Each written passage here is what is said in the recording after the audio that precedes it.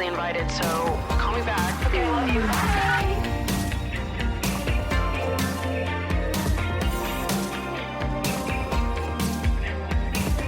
What's up, you guys, and welcome back to Emotionally Online, the show for spilling guts and sharing secrets, hosted by yours truly, the one and only Maddie Drosbeck. And today I'm here with my co-host, the gooey girl herself, the gooeyest girl in all the land, Miss Mango Drosbeck. Oi, oi, oi, oi, oi, oi, oi.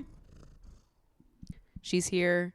And she's ready to be cuddly and gooey on camera for the whole episode. You have no idea, Mango, but this morning, Mommy put down a deposit for our tattoo. Yeah, I'm doing it. I'm getting the tattoo of me and Mango in a martini glass, gossiping and having the best time together. I'm getting it in like 2 weeks. Just put the deposit down today. I'm so fucking excited. It's going to be symbolically me and Mango. The girl and the cat might not look exactly like us because I think it'd be a little weird to have myself tattooed on my body. So they're going to look different, but they're going to be us because we exist in every plane of existence, Mango. You and I have been together in every single lifetime, in this and the next. We've looked a lot of different ways, but we've always been together because we're besties forever. And that's the truth. And it doesn't matter what we look like because I've known you in every lifetime, you sweet little thing. I love her. I love you so much, sweetie baby. All right, who's ovulating this week? Say what's up in the chat. All right, say it. Let's come clean. Who the fuck is ovulating and who else is banging their head against the wall, screaming, absolutely clawing out of their own skin? Okay, what the fuck is going on this week? Can I say it? Can I say what the fuck is going on this week? Oy vey. Got my Emotionally Online t-shirt on right now. All black fit going. All black comfy fit at the moment with Mango sitting on top of me, meaning I'm going to be covered in hair by the end of this episode, but that is the vibe of life. Okay, that is the path I've chosen for myself. I'm accepting of this. We do still have a few sizes left in the shirt. And then we should have a good range of sizes left for the sweat set and the sweater in case you want to cop some Emotionally Online merch. Just a reminder that it does exist and you can buy some, and tell everybody what your favorite podcast is. I'm also assuming that this is your favorite podcast.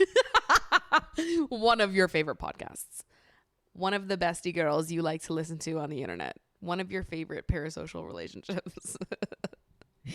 You know, just something to tell the girlies what's going on. What's going on inside your brain. You're an Emotionally Online girly, okay? It says something about a person. It is kind of funny that... So, the reason why I wanted to make a band tee for the podcast was because I had this same idea of making a band tee for Not a Band for my trivia team. And I had that idea in December to be like, oh, wouldn't it be so fun to do like a band tee for my trivia team, Lads on Tour, and have like all of our scores from last season and something to remember each night by written down, because I'm a weirdo and a dork and I write down all of our stats. I have everything written down. I have the number of games that everyone has attended, what scores we got every single game we've ever been to, and something to remember the night by, like all of our season scores and where we placed in the city and just everything. I write everything down. So I was like, oh, I want to use all of this to like make a fun little t-shirt for us. But it's been taking me so long to finish that t-shirt that literally in the span of that idea being thought of, I was able to make and sell and actually distribute shirts for the podcast with the same idea before I've been able to give my friends the Lads t-shirts. I'm just being very particular about it, because also I did this with a merch company, so obviously it's not just me versus making t-shirts for my friends. It is just me. But I have so much fun making little merchandise for the trivia team. I think that it's like, I don't know, like I was never a part of any sports teams as a kid, so I missed out on that whole like team spirit and camaraderie thing. I experienced it when I was on a competitive dance team and like a little tiny bit when I did cheerleading. I don't know, when I did like rec cheerleading, as a kid, that was fun, but it was also like I was a child, so I don't know that I really count that. But then when I did competitive cheerleading in high school, I swear to God, I didn't make a single fucking friend on that team. I would go every week to the practices. We would go to the competitions. I literally made no friends on that team. So I was like a part of a team that did team things, and, you know, I don't know. I don't know that I ever felt truly a part of it, though. I think I was very shy in that group, and I never really clicked with anybody. I'm very much the type of person that's like, I am more quiet until I am comfortable. I'm not an extrovert. I'm not immediately like out there the way that some people are. I've got to like work up to it. I'm way better at one-on-one interactions than group ones. And yeah, I don't know. That cheerleading team, I just never found people that I felt comfortable with. So I don't know that I got like the team woo aspect out of that because of that. But when I did competitive dance, totally different situation. Competitive dance was like a family, and it was so much fun. And I think I do miss like that, those like team vibes of like, we have a collective goal and we're all friends and we're like, oh yeah, this is so fun. It's like you make a big deal out of something that's like, I mean, it literally means nothing.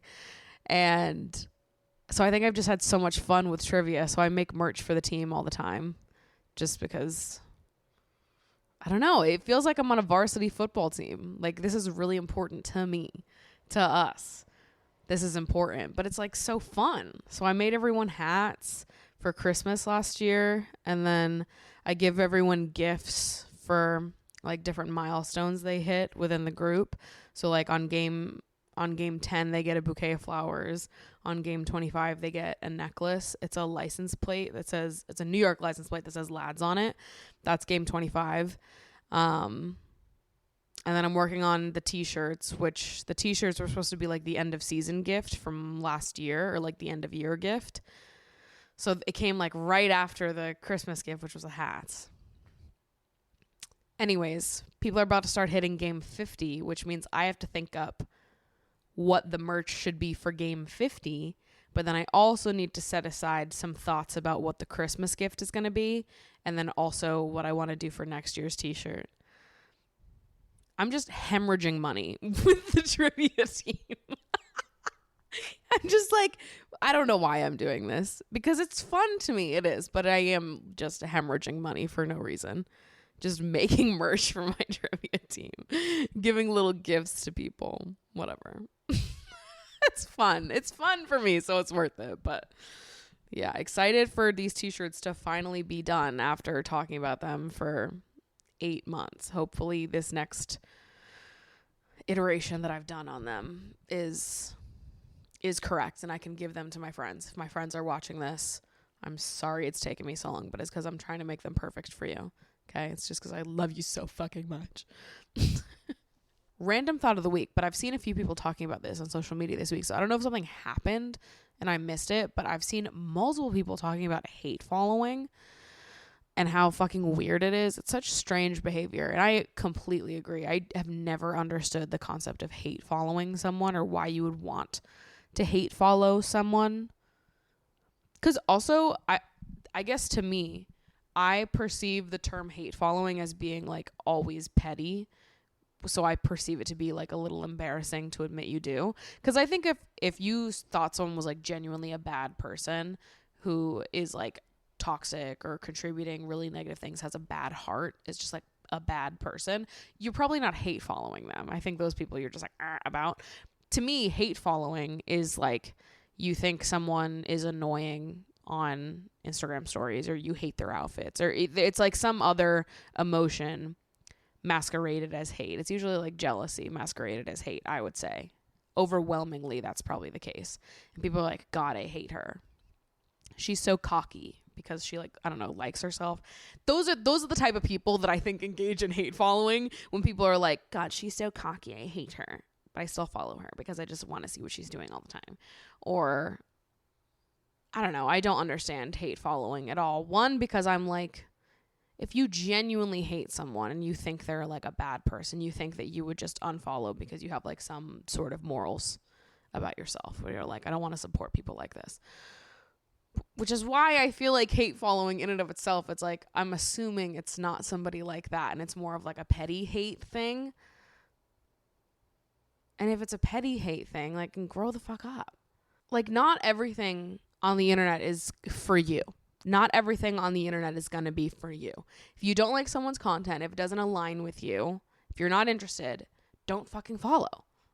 Like, rather than follow and be a hater because it doesn't appeal to your exact desires, or because you have your own internal shit that you're projecting on other people. Like, you're just making yourself miserable, and you look miserable in the process. Like, it's not a good look for you either. So you're torturing yourself, and you also look bad.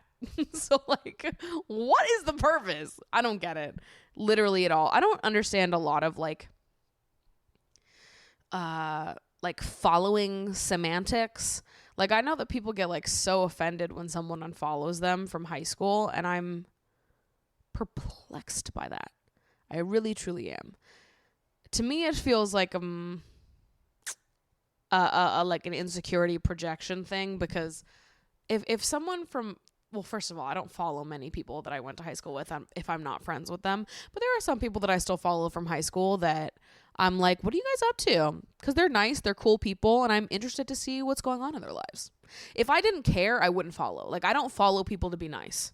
I think that's a ridiculous thing. If I'm following you, it's because I'm interested in what you're doing. I'm interested in seeing what's going on in your life. And the second I don't care anymore, I will stop following. Which I will stop caring at some point. Like, I'm not going to care forever about people I don't know. That's normal. The same way I don't expect people to care about me forever if they don't know me. But it's like, if someone from high school unfollows me, or someone that I knew several years ago unfollows me, and we haven't talked since then, I'm not going to be fucking offended. Like, we don't know each other. You don't know me that. I don't know you that. So, like, if you don't really care about keeping up with me and seeing what I'm doing, that's cool. Because we're strangers. I don't care. So, I don't know. I also just feel like I feel like being intentional about who I follow and what I consume on social media has been, like, so major to my mental health that I don't judge other people for whatever they need to do for their mental health. Also, like, I just don't like when my feeds are clogged up with a bunch of shit I don't care about. Like, I cannot follow more than 500 people on Instagram because I'll be, like, overwhelmed, and I feel like I don't see the shit I want to see. So the second that my following goes over 500, I go, oh, it's time for an unfollow spree, and I go through the list and I unfollow everybody that I don't care about anymore. And that's not personal. It's just like, we don't know each other. We're strangers. Sorry. And that's the same reason why I don't get offended when people unfollow me, because I'm like, I didn't expect us to care forever. You want to see what you want to see. You don't want to see me anymore. That's cool. We're strangers. I don't know. I guess I just don't understand why it's so personal. And maybe this is like a result of being a grown-up, or maybe I'm just on social media so much and have my own, maybe I just have my wits about me. I don't know. I just don't really get it, to be honest. I think it's hate following and all these rules about following and unfollowing is just, I don't know. This is where I turn into an old person. I'm like, what are you kids talking about? What are all these rules? It's just too much for me. I don't get it. All right, let's get into some submissions, shall we? For those of you that don't know, there is a submission box. You guys can submit anything and everything, and I will read some of them out on the show each week. Advice requests, questions, just general life tales, anything that you want to share at the sleepover is welcome to be shared at the sleepover. What is said here stays here, besties. So get in your slumber bags. Gather around. We're in a slumber bag circle with our hands in the middle, and we're about to really get into it. We're about to deep dive into some of these submissions. So let's fucking go. Hello, Maddie. I discovered your podcast about a month ago, and I just wanted to say I'm so thankful to have found an influencer like you to help me on my journey of healing and self-acceptance. You truly are doing amazing things, so thank you for giving me the opportunity to learn from you. That is so kind of you, and I'm so excited that you're here. I'm always, like, so excited to learn that people are, like, discovering the podcast newly. Obviously, I know that people are, but in my brain, it's always like, oh, you must know the podcast because you watch my videos, and not just like, oh, you discover the podcast organically, which is cool to me, just to learn. So thanks for being here. With that being said, I am a plus size girly and I'm trying to change my mindset to love myself after a lifetime of unacceptable fat phobia. I have been on a journey of highs and lows, and I wanted to share with you a low that I experienced this past weekend, and I'm hoping to get your advice/opinion on the situation. I was visiting a city where 2 of my lifelong friends live, and we went out one night to some local bars. I felt cute in my outfit, hair, and makeup, and my 2 friends were also dressed super cute. When we were at a bar, I couldn't help but notice that the guys were fascinated with my friends but couldn't give a fuck about me. It was even to the point where 2 guys came up to the 3 of us and we were all having a 20-minute conversation. All of us were contributing to the convo and neither of the guys made eye contact with me and pretended like I didn't exist, even when I was talking. Now, I know my 2 friends are gorgeous and are fun, but it hurt to not even feel noticed. At one point, one of the guys was hitting on my friend, and she said she wasn't interested because she has a boyfriend, and she pointed to me and my other friend and said, "These 2 are single." That was when one of the guys looked at me for the first time and didn't say anything. It was incredibly awkward, but I still pretended like that didn't hurt me or make me feel like shit. Now, I know what you may be thinking. Boo, douchebag. That isn't the men we want to attract anyways. True. That's what I thought after, too. But it didn't stop me from feeling ugly and insecure in the moment. What is your advice on how I should feel and how I can snap out of what triggers my insecurities? Is it really going to be a fake it till I become it type of thing? Do I need to pretend like shit doesn't affect me in order to gain my confidence? Like I said, I am still on my journey of self-acceptance and I appreciate the advice and support. So for starters, I don't think that you need to pretend that shit doesn't affect you in order to gain confidence.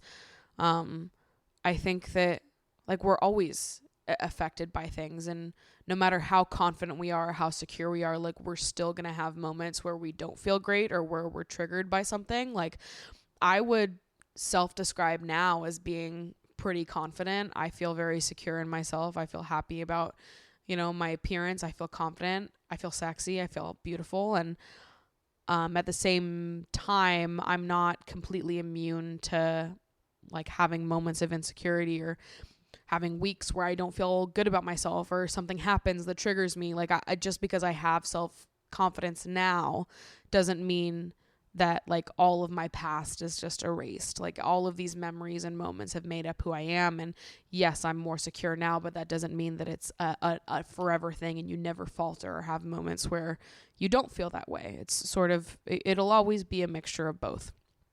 But I deeply relate to your story. I've had pretty much the exact same thing happen to me when I was in college, and I remember the night so vividly because I literally fucking spiraled afterwards. It was one of the worst, if not the worst night going out in college. It was probably like my sophomore year, and I went out with my 2 roommates at the time, and they were both dancers, very like physically fit and just very different body types than mine.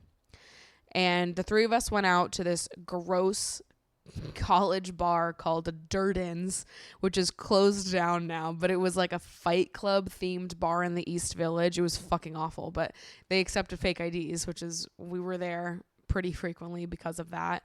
But the crowd there was not fantastic. It was like the crowd of people that I would never be interested in, and I know this now. But at the time, when you're just like a young college student going out and you're like, I don't know, you're wanting to get attention, you're wanting to be flirted with. Like I was a lot more influenced by what other people thought of me or how desirable I was being perceived than I am now. And I remember we were at the bar and there were these 2 guys that were flirting with my roommates, which is great. My roommates are hot. They deserve to be flirted with. But there is the difference between like when someone is hitting on your friend and they're also treating you like a person, and when somebody is flirting with your friend and like won't acknowledge that you're there. And that's like a really strange and uncomfortable feeling, but that's exactly how I felt standing there. I was like, they won't even make eye contact with me. It's like I don't exist. I don't care if you're interested in my friends and not me. Like I'm happy to see my friends get attention. It's when people don't even give you the time of day as like a human being that it starts to like get to you because you're like, what the fuck? Like, hello? And it's a feeling that I don't know how to describe to people when you are in a conversation and you can feel someone, you can feel people just overlooking you like you're not even there, and like they won't interact with you or give you the same kind of respect that they're giving your friends that they are attracted to. But there are some people that will treat you differently if they're not attracted to you, and it's such a shitty feeling, and it makes you feel so small. And I think especially at this time in my life, I was like 19 years old and I felt so insecure about my body. I felt really unlovable. I had just, been put through the ringer with that first guy that I went out with in New York. And like, this adds so much context, right? Where I'm already feeling like I'm so unlovable and uninteresting, and like I'm just such a burden to everybody, and that like my body's going to be a problem everywhere I go. Like I feel so low. And then I'm put in this situation where I'm watching my beautiful friends be treated in a way that I've never been treated before, and these people won't even look at me, right? They won't even give me the time of day. They won't acknowledge my existence in a friendly way. And it's hard not to like spiral in a moment like that. So I remember branching off from my friends, and I made out with quite a few people that night. I'm pretty sure I was, I was spiraling. We were going full spiral. And the night ended with an older gentleman finding me in the bar and begging me to let him take off my shoes. In the bar. He wanted me to take off my shoes. He wanted me to let him take off my shoes in the bar. And he was showing me photos of his children. And I was fighting off demons in the corner of Durden's. I've told this story before. But this is why I was full spiral, fighting off demons in the corner, where it was like my friends were being hit on, and then I have like the weirdest men in the world like, you can I take off your shoes, miss? And I was like, I'm gonna die right now. And I remember I told my friends, I was like, I'm so sorry, we have to leave. Like, I have to go home. I was so drunk and I was full spiral because I already felt like such shit about myself. And then I have these like demons coming up from the underworld speaking to me, and I was like, there's no way, there's no fucking way, like this can't happen to me. Oh my God, I need to go home. And my friends brought me home and I cried, and we had whatever. My friends have always been like so sweet at making me feel better, and for especially in that time of life, I just feel like they were the best. Shout out to Ellie Frechette, mama, my roommate from college, who she just is an angel on this earth and always made me feel so good. Still does. Love her. Seeing her this weekend, I'm so excited. But yeah, I deeply relate. I get it. I've been there, and it's not fun. It makes you feel so small and invisible, and like there's got to be something wrong with you. It's just such an awful feeling. And yes, you know me very well. Boo, douchebag. That isn't the men that we want to attract anyways. And it's true. That's exactly what my first response is always going to be, because I think that like a lot of times we start to take things personally, or we see someone who's like treating us unkindly or unfairly, and we want to like internalize that and be like, oh, what's wrong with me? What could I have done? Like, if I looked differently, if I was this differently, if whatever, if I changed in this way, would it make this person respect me, see me as a real human being deserving of even a basic level of like kindness? And at the end of the day, I just don't think that thought loop is productive, because these are not people that we should care about the opinions of. These are not people that we should be taking their opinions into account because they have shitty fucking opinions. If you are going to treat someone like subhuman because you're not physically attracted to them, like, suck a dick and die. I think that's so despicable and rude and just awful. And I don't connect with people like that. I don't connect with the way they see the world or see human beings and treat other people. Those are not the kind of hearts that I surround myself with. I think that's bullshit. I don't care if you're not attracted to me. You still need to treat me with respect. baseline. Now, even though we know that, and we can sit and say, like, these people are not people that we should be taking the opinions of to heart. They're douchebags. We don't want to go out with them. That doesn't mean that it's not going to hurt. Of course it hurts. That was really mean. That was really unkind. And it's okay to acknowledge that and to be upset about it. I don't think we need to wish away those feelings at all. And I don't think that being upset and acknowledging that that was really unkind hinders our journey towards self-confidence at all. I think we can acknowledge, hey, this is a situation where someone behaved in a way that was unkind. It made me feel like less in these ways. This is how it impacted me. This is how it made me feel in the moment. And it has contributed to maybe a longer standing fear I have had in terms of like how lovable I am and what my desirability is. It has contributed to something that has already existed in me. It has made my insecurities feel magnified in that way. And I think that having an open conversation with yourself and the people that are close to you, that love you and see you for all that you are, is like the only way to heal from moments like that. Because it is really difficult. And I get it, because moments like that in my life have stuck with me for years. I'm still talking about like childhood bullying experiences in therapy where I'm like, somebody did this to me, someone made me feel this way, and it contributed to this like long standing insecurity I've had about, you know, my desirability, how lovable I am, which is something that I used to, how it's positioned in my therapy conversations mostly is how I always think I'm too much. And I think I'm just always too much for people in every way you can imagine it. And a lot of my experiences in dating, in, you know, being bullied as a kid, these weird one-off experiences in bars and stuff, like, has all contributed to this insecurity that I've had throughout my life. And, I do feel like a lot of relief now in that it's not something that impacts me as much as it once did.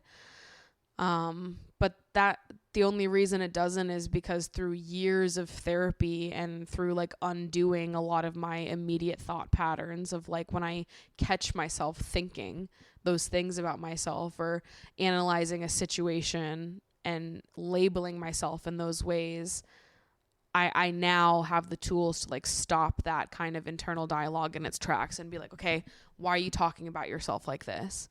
Why are you telling yourself that like XYZ is true about you because, you know, these random people made you feel that way and now you've decided that this is the truth about yourself? Doesn't mean that it is.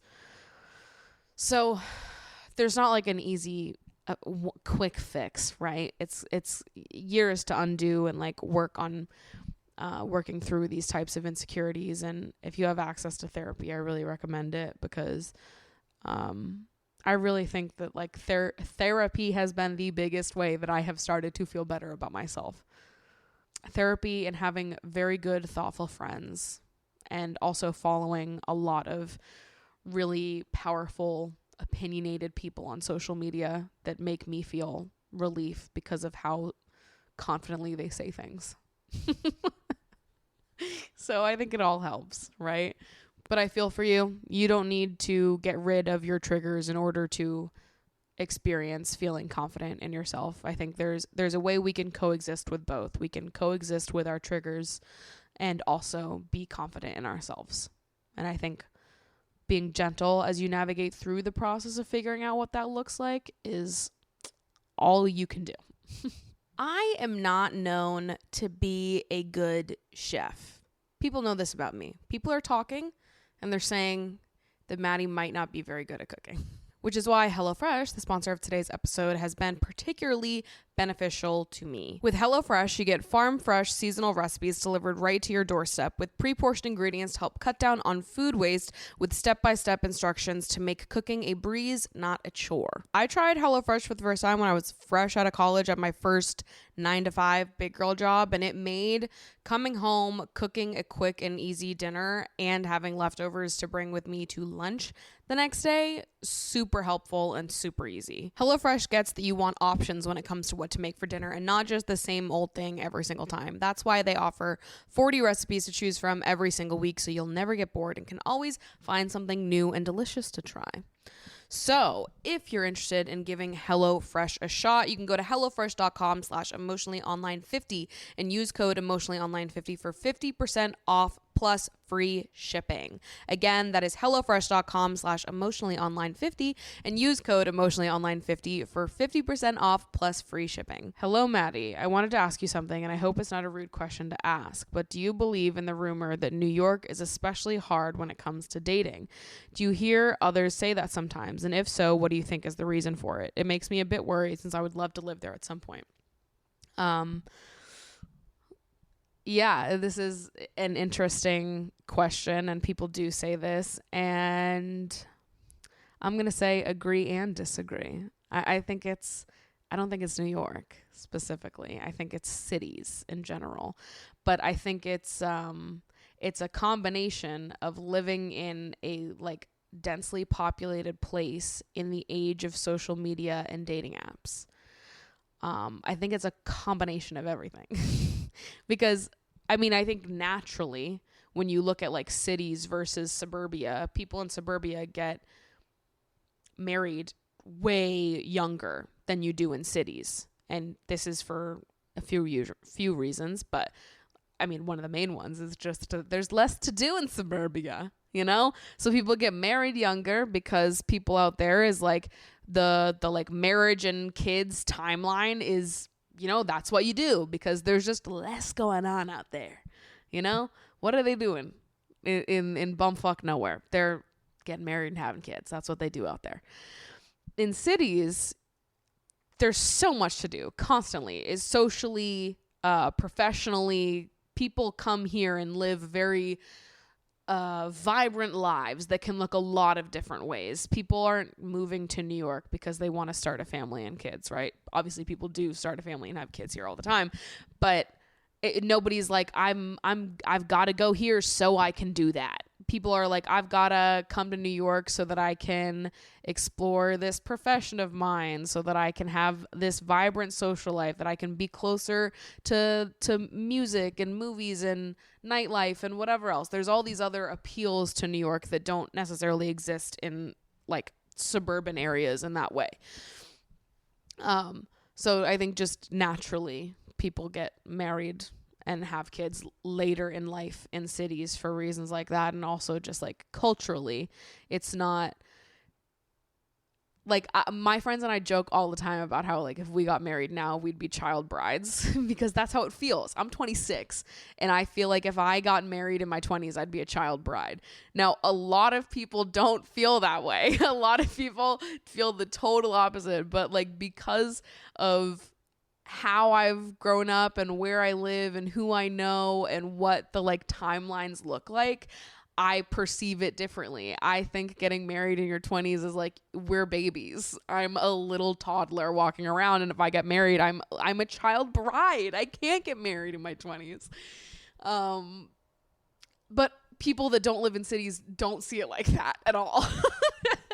And that's fine, but there's just all these differences in like the timelines, so I think that naturally impacts dating as well, because people are not trying to get married urgently here in your 20s or even early 30s.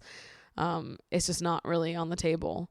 I also think there's probably a higher percentage of people in cities that don't want to have kids. Like I've answered this question on the podcast before as well, but like I've done a lot of dating in New York, and I have barely met any people who want to have kids. I've met a lot of people that are sort of like, yeah, we'll see. Well, if it happens, it happens. But I haven't met a lot of people that are like, I'm dating and I would like to have kids. I'm dating and I want to make sure that the person I'm dating also wants to have babies. Like, that's not a conversation that I have had a lot. Granted, I am in my 20s still, so it's not as prevalent of a conversation. And then there's the other part of it, which is like when you're in a city with 8 million people, you might be thinking, oh, it must be easier to date because there's so many people. So many options. But I actually think it has the opposite effect a lot of times, especially in the age of dating apps where like the next option is right around the corner. And in a time where a lot of people have commitment issues and a lot of people don't have access to therapy to deal with said commitment issues, and having access to dating apps where the next one is literally right around the corner. You could meet someone in the next 30 minutes to go out with on a date tonight. Like I think you find that there are a lot of people who become like overwhelmed with the amount of options, or that they put off dealing with their commitment issues or internal stuff because they can always move on to the next person. Rather than like working on things and on themselves with one person. I think, unfortunately, having a lot of options gives people a way to just like have fun and keep going out with people and not confronting the things within themselves that make it so that long-term dating is difficult. And then on top of that, just like generational differences contributing to how we date and how like our generation's fixation on hyper independence impacts the way we date. Like I think there's a lot of things that make dating harder in general across the board, no matter where you are. But I think sometimes it can become magnified in cities, just because of the way things are. I don't think it's a New York thing though, necessarily. I think any city would be pretty similar, to be honest. And people that I know in other cities have echoed similar sentiments no matter where they are. I definitely don't feel that it's strictly New York, but New York is a big city with lots of people that are dating. And I don't know, you probably hear about it more just because New York is that bitch. But either way, I wouldn't let the dating scene in a city impact whether or not you move there or not. New York is the best place in the fucking world.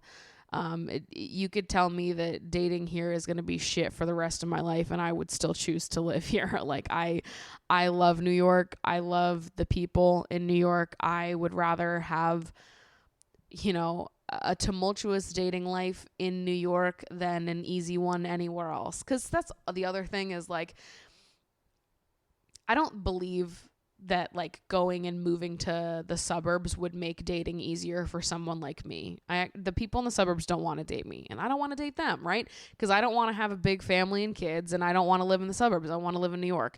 So it's like I would rather build the life that I want to live here and go through the motions of trying to find a good match for me in a city like New York than like having it slightly easier somewhere else and living a life that I don't fucking love.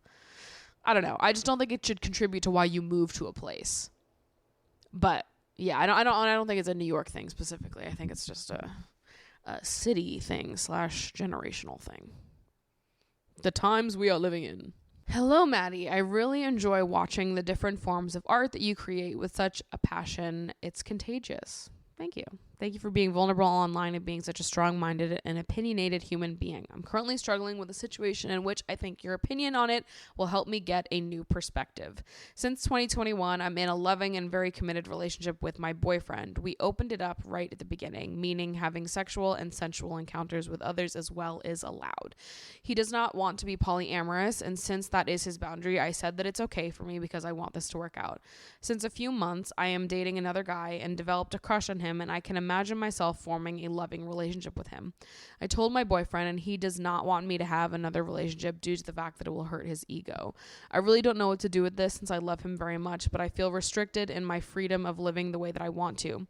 It seems like we are incompatible in that sense, and it's a huge thing for me since I can feel love towards more than only one person. I really want to hear your opinion on it since you are more on the monogamous side, and I want to understand how to make him happy, but also myself in the long term.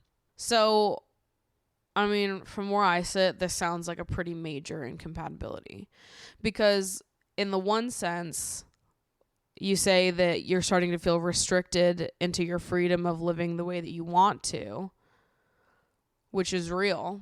If you would rather be in a polyamorous relationship, then you should be in a polyamorous relationship. But if he doesn't want that, then you can't force him to. So in the same way that you have set a boundary and you're like, this is what I want to be in a polyamorous relationship, he's also allowed to set a boundary and say, I'm not okay with that. I'm cool with an open relationship, but I am expected to be like your one and only primary partner. I'm not looking to share that position with another person. That's fine. Neither one of you is wrong for that, right? Like you want what you want. And I think it might be sort of a tough pill to swallow because you say you love this person. But I think at the end of the day, if you do love this person, then you should also want them to be happy and to be in a relationship that they feel comfortable in. So I know you're saying like, I want to understand how to make him happy, but also myself in the long term. And I know you're probably hopeful that there could be a world where you could make him happy and yourself and stay together, but that might not be true.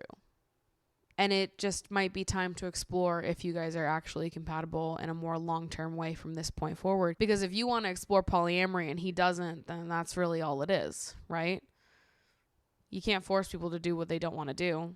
The same way he can't force you to be, just with him if it's not what you want to do. I think it's just a matter of like, maybe this is not truly meant to be. If you guys want different things, then that it is what it is in that way.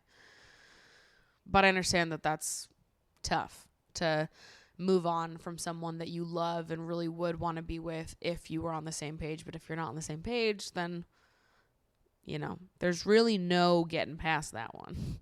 All right, last submission that I have here. This isn't really a question. This is just a submission that I wanted to read out loud to segue us into the next portion of the show, babes.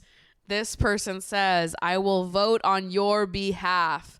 I'm from the UK and I am a casual enjoyer of Love Island, really mainly so that I can put faces to the names when you talk about it. I haven't downloaded the app or voted ever. However, for you, I will. You just let me know. I am a Love Island voting mercenary. My only caveat is that I will never, ever, ever vote for Sammy, though I don't anticipate that being an issue. Don't you worry. It's not going to be an issue, babes. You know what? I feel like I'm building an army right now. I'm getting in there. I'm building an army and I'm infiltrating the Love Island voting system. Because do you know how many people message me being like, I don't watch Love Island, but I live in the UK and I will vote for you? I'm rigging the fucking system, babes. I'm committing Love Island voter fraud. I am. I'm committing Love Island voter fraud. And all of you guys are going to vote on my behalf. I'm going to cast 80 votes on my behalf. Okay. So this is what we're going to do, okay? I think I already know who I want to win, so I'm going to say it right now. But I'm going to have to verify for you guys over the weekend so the finale is airing on Monday, which means voting is opening Sunday night, okay? All you UKers out there, all my Brits, voting opens on Sunday night. So we've just got to verify who I'm voting for by Sunday night. But I'm telling you right now, I think I want Ty and Ella to win. Tyreek deserves $50K, okay? He does. So we're voting for Tyreek and Ella unless I say otherwise. Realistically, I think that Whitney and Lachlan are probably going to win, but this is why we've got to get in there and commit voter fraud. We've got to get all of you guys to vote for me so that we can turn the tables here, okay? We're voting for Ty and Ella. And listen, if I was going to vote for who I thought would be like the best couple on the outside most likely to work, I would be voting for Whitney and Lachlan as well. However, that's not how I like to vote for Love Island, okay? Not that I've ever gotten to vote before, but if I was allowed to vote, which this season, we're doing what needs to be done, all right?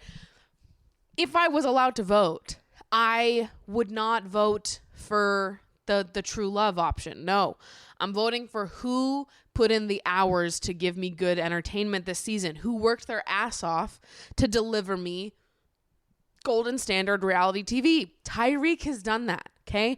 Tyreek deserves $50K. I don't really know that I think Ty and Ella are going to last long term. It doesn't matter. Tyreek put in hours. He worked nonstop for the last 2 months, okay? I want to pay this man overtime for what he has done. So I'm locking in Ty and Ella. I think he deserves it. Ella's just like getting a free pass here, a free ride to enjoy the money because it's Ty that really, I think, deserves the money. Tyreek and Ella, that's who we're voting for, everybody. Write it down. Okay? Unless I say otherwise. So follow me on Instagram to learn if I'm going to say otherwise. I don't think I will, though. But I will post on my Instagram stories on Sunday to verify who I need to vote for. Okay? Because this is important to me. With that, let's talk about the second to last week of Love Island. Next week will be our last week of the season. This season has been fucking phenomenal. It's been so goddamn good. I'm really excited to think about things other than Love Island, though. Really, I'm very excited to have some of my life back. It's just such a commitment, and it's so fun, and I will do anything for my country. But I need some time to do things besides Love Island. It's just like the winter season literally just happened. It was like January to what? It ended like mid-March. And then we had like 2 months of a break, and then we had June to beginning of August. And now we're going to have, like 4 or 5 months of no Love Island. So, we get half a year to let our brains breathe, and then we go back in. We dive right back underwater. All right, babes. So let's get into it real quick because I've got lots of thoughts going on in my brain. All right, so beginning of week 7, Jess tells Josh, who recently coupled up with her, the newer guy, that she just knows in her heart that she's closed off to Sammy, and she's really polite about it, real nice, a real class act, and then pulls Sammy and is basically like, listen, I told Josh that I'm closed off to you, but I just needed to hear him out for myself because, to be totally honest, I don't feel very secure or loved by you. And Sammy is immediately defensive every time Jess brings up very valid criticisms about this man. He's so fucking annoying. And he immediately was like, I said we were exclusive. Isn't that enough? And she's like, that actually doesn't tell me anything about you, how you actually feel about me. And then he goes, well, I'm just not a big feelings person. Gross, icky, boo. And then Jess goes, well, I don't think this is going to work then. And the thing is that, like, Jess, she says things that tells me that I'm like, okay, she gets it. But then her actions just never align with it. And it's like, God damn it. Why would you want to date someone who, like, in the later stages of you guys dating, where you're at the point now where it's like you're looking for a label, he's going to look at you and say, I'm just not a feelings person. Babe, go to therapy. Like, I cannot emphasize this enough. If you are not a feelings person, why are you looking for a relationship? You cannot be like so wildly uncomfortable with your feelings and your emotions and then go off and date people. It is actually so mean to Jess to be like, well, obviously I like you because I said we're exclusive. Like, isn't that enough? I'm not going to tell you how I feel. I'm just not a feelings person. Like, perhaps you're the problem, Sammy. Why do you always keep turning around on Jess? Like, oh, isn't it enough for you? Like, you just, women, they want so much. And it's like, you're emotionally stunted. What's not clicking, babes? You're the problem. Go to therapy. And then Jess is like, I'm someone who needs a lot of reassurance in a relationship. So if you can't give me that, then see you later. And it's like, she's saying a lot of words. And I'm going, Jess, you said it. You took the words out of my mouth, babe. Leave him. He's a fucking child. But she just never does. We just have all the excuses for Sammy in the world. But that man sucks. He sucks. Then Ella B pulls main Ella to squash whatever beef they had. And she tells her that Ty was being flirty with her and said she told main Ella about Ty saying that it was a shame that it was their last kiss. But this was pissing me off. And listen, you know how I feel about defending men, but I'm about to do it again because I will defend Ty here. Even last week when that conversation came up, I said in the moment before any of this shit happened, I said that I didn't think that Ty was being flirty in that context. When he said that, I felt like he was shutting her down gently. It felt like a swerve to me completely. The way he said it in the context that he said it. When taken out of context and Ella B is telling main Ella like, oh, Ty said it's a shame that's going to be our last kiss in reference to when we kissed at, the club a few months ago, whatever. It makes him look worse than it was because that genuinely wasn't how he said it. I mean, that is what he said, but it was not in that way. In the context of their conversation, it was a shutdown. It's just we're missing the context because he said that in response to her making a pass at him. So in response to her making a pass at him, he was like, well, it's a shame that that's the last. Sorry, bitch. He didn't say it in like a, damn, sucks, it's the last time we're going to kiss kind of way. But that's how she's making it seem. That's not how it was said at all. Oh, God, I hate to defend a man. I really do mean it, but it wasn't that serious. And I said this last week, so you know that my opinion has stayed the same here. It was a flirty rejection. That's all it was. He was letting her down gently, in my eyes. Then we've got a recoupling, and the girls are the ones picking. So the couples end up being Ella and Ty, Whitney and Locken, Molly and Zach, Jess and Sammy, Ella B and Mitch, Abby and Scott, and Amber and Josh. The Abby and Mitch stuff is exhausting me. Abby is continuing to be pretty hypocritical about the whole situation, which is really, it's blowing my mind that she doesn't see it like that. And I'm not defending Mitch here whatsoever, by the way, because I think that Mitch, particularly towards the end of this week, started to be like a real asshole about it. But towards the beginning of the week, when it was just like Abby being pissed at Mitch for doing the same thing that she did with Scott, Abby was annoying the fuck out of me because I was like, come on. Like, he is not doing anything differently than what you already did last week.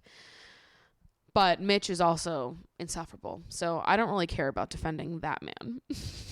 Ty is the only man that I'm defending this week. Then Ty and Ella get in like a little bit of a tiff because he's frustrated that he's feeling like OG Ella doesn't trust him and that Ella B is like stirring the pot for no reason and like misrepresenting what he said, which is fair because I really do believe that she is misrepresenting it. And then Ty is getting frustrated because he's like, I really like her, but I keep getting accused of shit after we've closed it off. And he feels like he's actually been like pretty forthright and honest and loyal since closing it off, which I'm going to agree with him. I am. And at the beginning of the series, I mean, Mika and I said this when we were talking about it when we were in Italy. Ty is incredibly easy to understand. If there's one thing about that man, is that he's honest. Even in the beginning half of the season when he was being like a little bit of a player, a little bit douchey, he was always honest about that fact. He never told you he was going to be anything that he wasn't. He was very upfront about the fact that he was a fuckboy, that he lived the fuckboy life, that he loved it, and that was who he was. He never sold you a dream and then pretended to like be this person when in reality he was something else. And I think like the same goes for now too. Like he's not doing all that. He did close it off with Ella. He has been loyal to Ella. And I think he's been, you know, very honest about everything. He's definitely had his petty moments, but I think the man is very easy to read. I don't think he's difficult to understand at all. I know. I'm defending a man.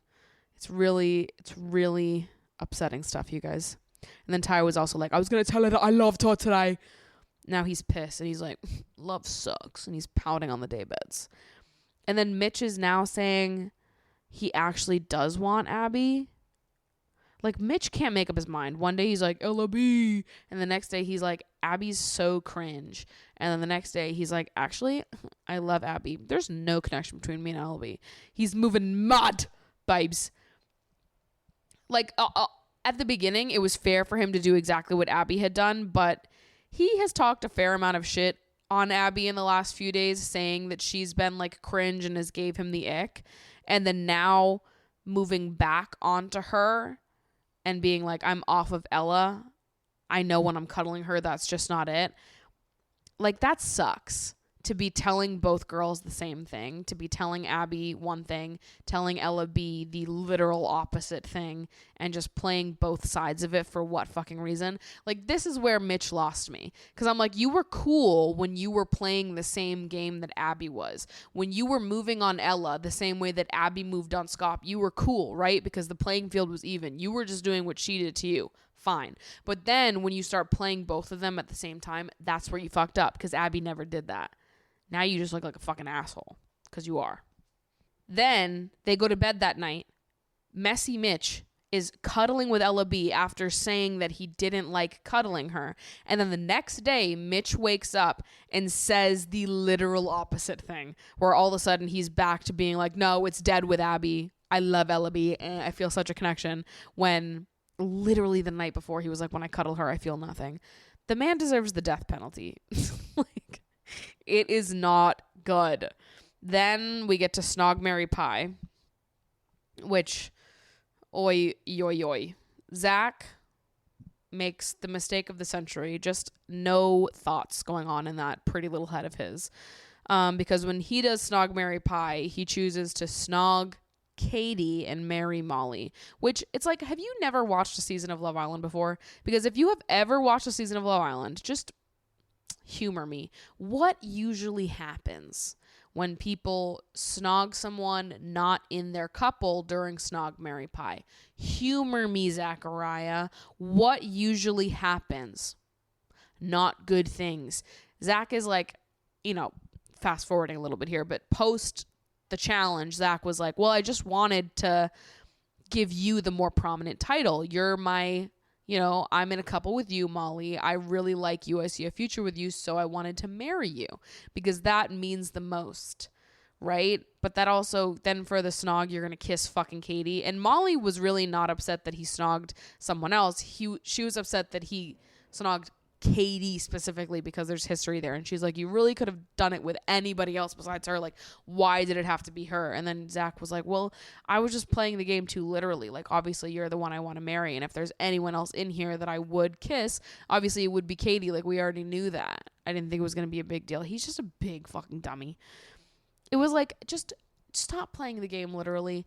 Please just behave the way that you've seen people play this game for seasons. If you want to know how to play this game the right way, where you end the game and there's no drama, you just are supposed to kiss your partner and marry your girl best friend in the villa, okay? That's what you do. Or you marry your best mate's girl because she's so nice to your best mate, okay? We know that this is how it goes. Always don't switch it up. It perplexes me how we see the same thing happen every season, and then every season new people come on and make the same mistake, and it's like, have we not learned? You can watch other people. Then Mitch pies Abby, which is insane considering the last time that they spoke, he said that he wanted her.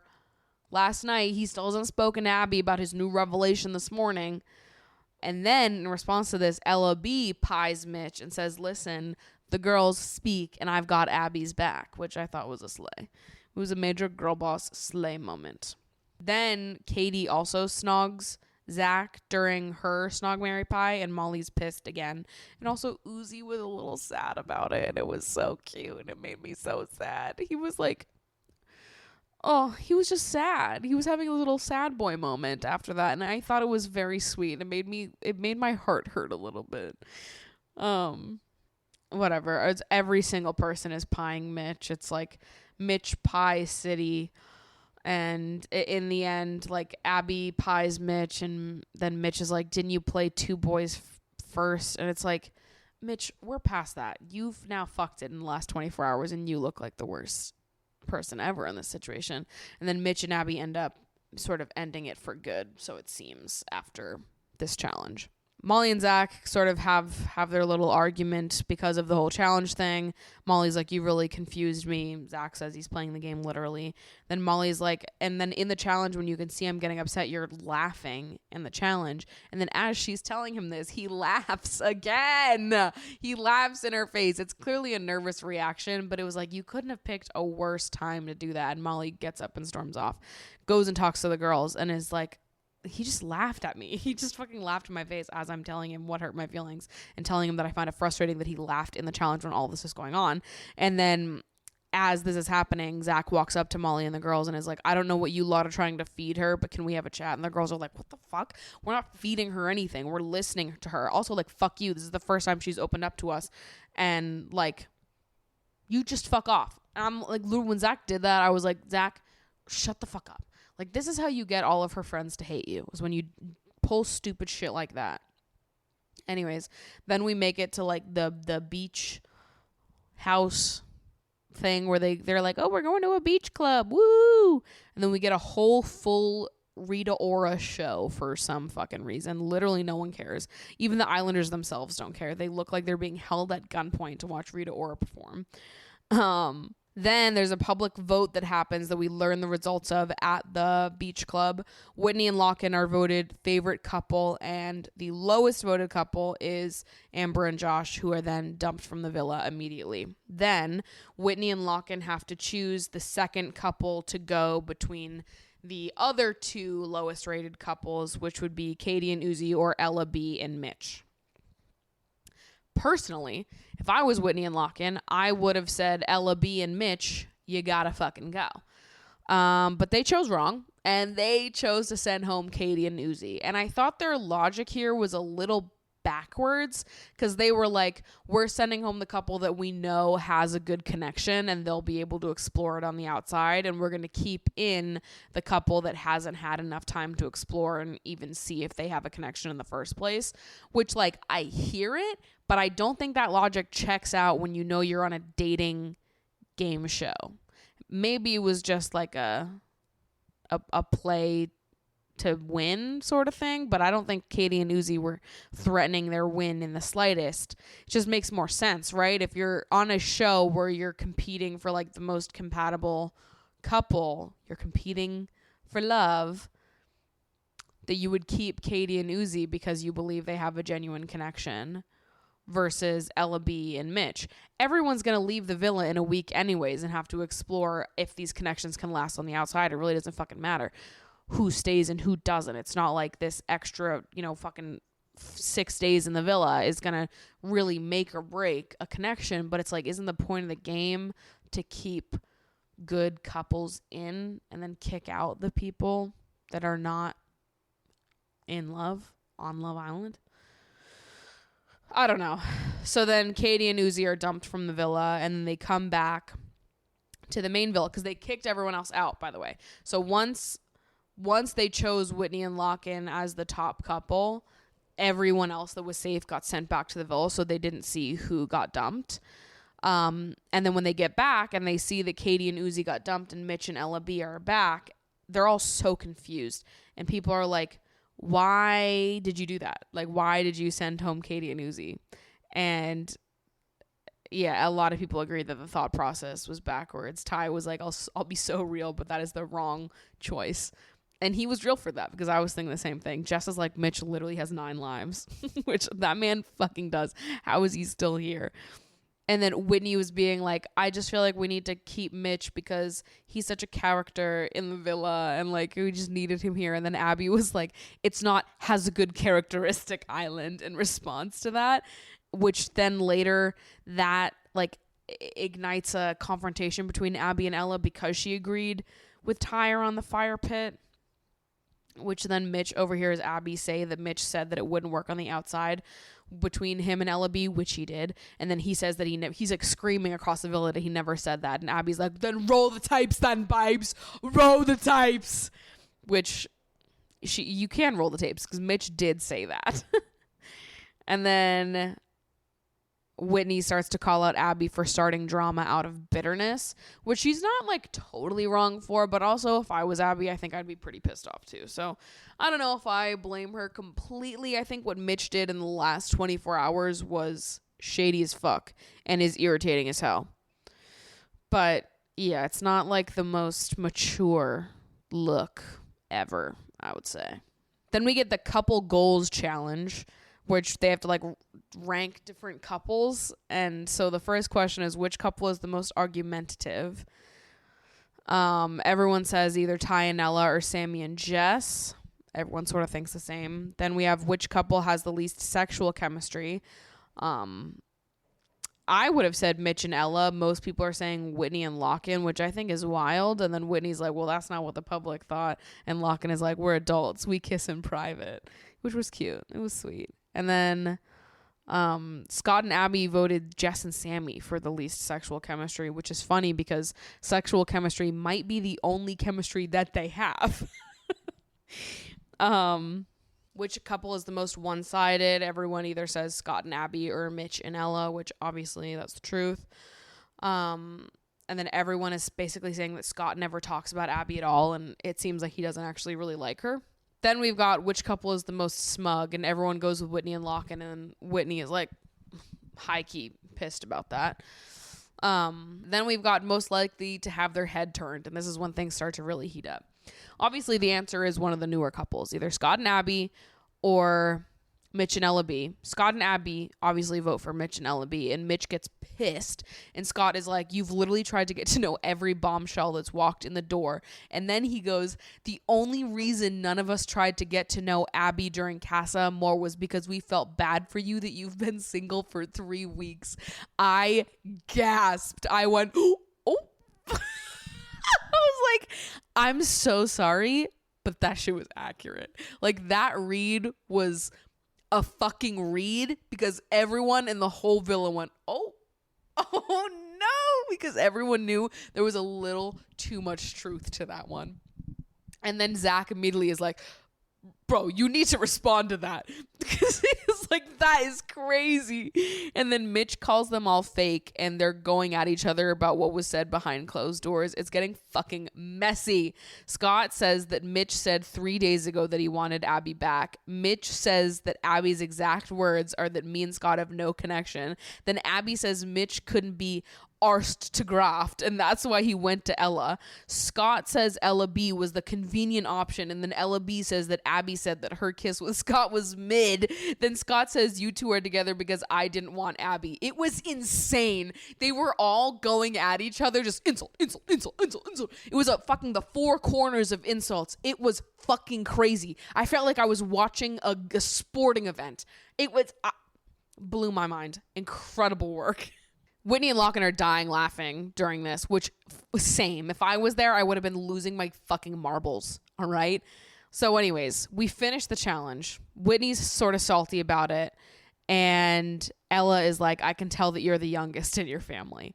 Then when they're in the dressing room, this was like right after Ella took the first shower, and Whitney called her out for it, being like, you always take the first shower. And then in the dressing room, Whitney calls Ella the most selfish person she's ever met. And then Ella is like, you actually think you're family the way you speak to me, and that's not okay. The beef is brewing. Later on in the night, Ella pulls Whitney and is like, you actually upset me when you called me selfish. And then Whitney's like, I wasn't joking about that, though. Like, you are a little self-absorbent, and you don't think about other people sometimes. Like when you hop in the shower first without considering anyone. Which is just the way this is starting. You can tell it's going to be a petty argument just because they're around each other all the time. Like Whitney and Ella are clearly good friends. You've watched them throughout the entire series be on their bestie vibes. I feel like this is just a fight that is erupting out of like being constantly on top of each other 24/7. I don't think it's like worth reading into. The whole time as this was starting, I was like, oh, this is going to be like a dumb fight for no reason, just because they've like lived on top of each other for 6 weeks, and are now starting to get like a little, testy with each other, which I think is exactly what's happening here. And then when he's like, maybe you're not selfish, but to me you have selfish traits. And Ella was like, I thought we were friends. And then Whitney was like, do friends vote each other in the challenge? And Ella's like, oh, okay, so this is what this is about. Which I actually think it's probably about a lot of things. I think it's just honestly what it comes down to is like, you guys have been living on top of each other for 6 weeks, and a lot of things have been building up. And now you're going to have this dumb argument for no reason. I don't know. How I saw it was like, the way that Whitney was speaking to Ella was uncalled for. You don't speak to friends like that. Do I understand why it is annoying if you're living with someone for 6 weeks and they're always taking the first shower without considering if somebody else should have it one day, or if they should ask somebody else if they would like to go first without just taking it every single time? Do I understand why that's annoying? Absolutely. Did Whitney communicate that kindly and effectively the way you should communicate that when it is a friend that you care about? No, absolutely not. But I do think coming off the heels of that challenge, where she's also clearly upset about being called smug by her friends, it's all contributing to this right now. So do I think it was handled properly? No. Do I sort of understand where she's coming from? Yes. I think the main problem is the delivery here. And then they get sent on like a little resolve your fight date. And I feel like in that conversation, Ella was really trying to be communicative and work towards resolution, but Whitney was actively trying not to. So I don't know what that was all about. But later in the day, Whitney ends up apologizing, and she doesn't take back what she said, but she's like, I usually try to be direct and with love, but I think I forgot the with love part, which is fair enough. I think that's what the issue is. It's the delivery was the problem. Whatever. This is so dumb. It was a stupid argument. Then we end the week with Sammy asking Jess to be his girlfriend, which I have nothing to say about. Absolutely nothing. And that's the end of our second to last week of Love Island. So next week we will talk about the very last week and the finale, and then we will have some freedom. We will be able to do something else with our lives. We'll be able to have other thoughts inside our brains. What are we going to think about? What are we going to talk about? Like, I don't even know. Who knows where the wind will take us? So with that, thanks for listening, you guys. Thanks for hanging with me. Thanks for being at the sleepover. Love you so much.